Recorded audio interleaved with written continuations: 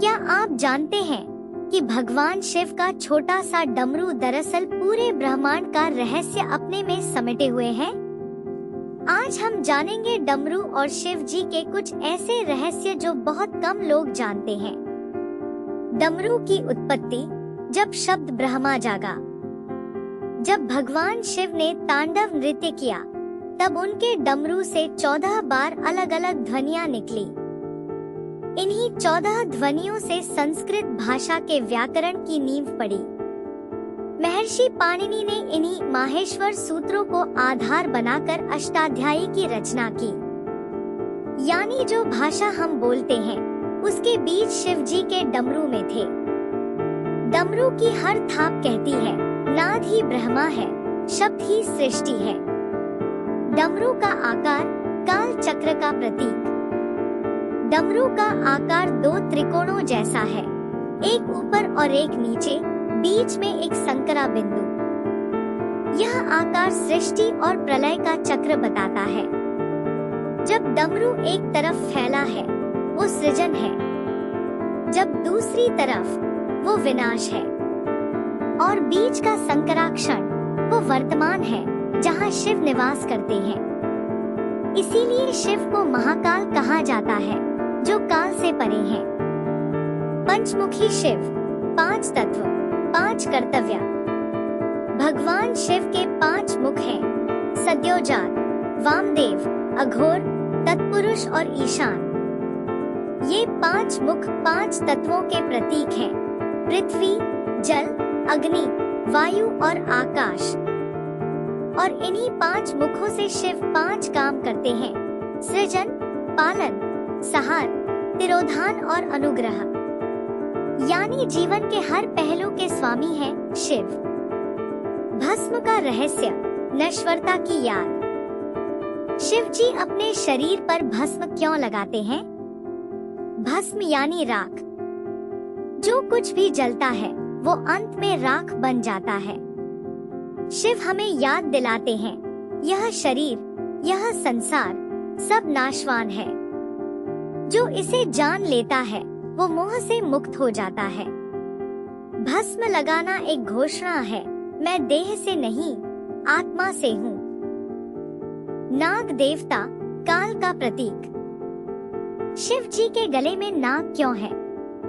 वासुकी और शेषनाग दोनों काल के प्रतीक हैं। सांप समय की तरह होते हैं, शांत दिखते हैं, लेकिन अचानक पलट सकते हैं। जो शिव के गले में है, यानी काल शिव के वश में है। शिव ही महाकाल है। भक्त जो शिव को पकड़ता है, उसे काल का भय नहीं रहता। अर्धनारीश्वर, शक्ति के बिना शिव अधूरे। भगवान शिव का एक रूप है अर्धनारीश्वर, जिसका आधा हिस्सा शिव का है और आधा पार्वती का। यह रूप बताता है कि सृष्टि में पुरुष और स्त्री दोनों समान है। शिव के बिना शक्ति नहीं और शक्ति के बिना शिव नहीं।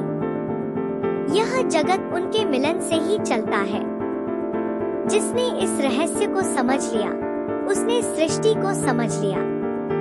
त्रिशूल का रहस्य, 3 शक्तियों का संगम। शिव जी का त्रिशूल 3 गुणों का प्रतीक है, सत्व, रजस और तमस। यानी सृजन, पालन और संहार। जो इन तीनों पर काबू रख सके, वही महादेव है। त्रिशूल यह भी बताता है, जो तीनों लोकों का स्वामी है, वही सच्चा शिव है। भक्त के जीवन में भी त्रिशूल का संदेश है, भूत, वर्तमान और भविष्य तीनों पर ध्यान रखो। रुद्राक्ष, शिव का आंसू। एक बार भगवान शिव हजारों साल तक ध्यान में लीन रहे। जब उनकी आंखें खुली, तो उनसे कुछ अश्रु बिंदु गिरे। वे अश्रु बिंदु धरती पर गिरे और वृक्ष बन गए। यही रुद्राक्ष है। रुद्र यानी शिव, अक्ष यानी आंख। रुद्राक्ष पहनने से शिव जी की करुणा और ध्यान की शक्ति जागृत होती है। इसीलिए साधु और भक्त रुद्राक्ष की माला पहनते हैं। कैलाश पर्वत, शिव का दिव्य धाम। कैलाश पर्वत हिमालय में है, लेकिन यह कोई साधारण पर्वत नहीं है। इसकी आकृति एकदम ज्यामितीय है, जैसे किसी दैवीय शक्ति ने बनाई हो। आज तक कोई पर्वतारोही कैलाश की चोटी पर नहीं पहुंच सका। यह भूमि शिव जी की अपनी है, साक्षात उनका निवास। मानसरोवर झील इसके नीचे स्थित है और इस झील का पानी चमत्कारी माना जाता है। दोस्तों, शिव जी का हर रूप, हर प्रतीक हमें जीवन का एक गहरा सत्य बताता है। अगर यह वीडियो अच्छी लगी तो लाइक करें, चैनल को सब्सक्राइब करें और घंटी दबाएं। अपने परिवार के साथ शेयर करें। हर हर महादेव।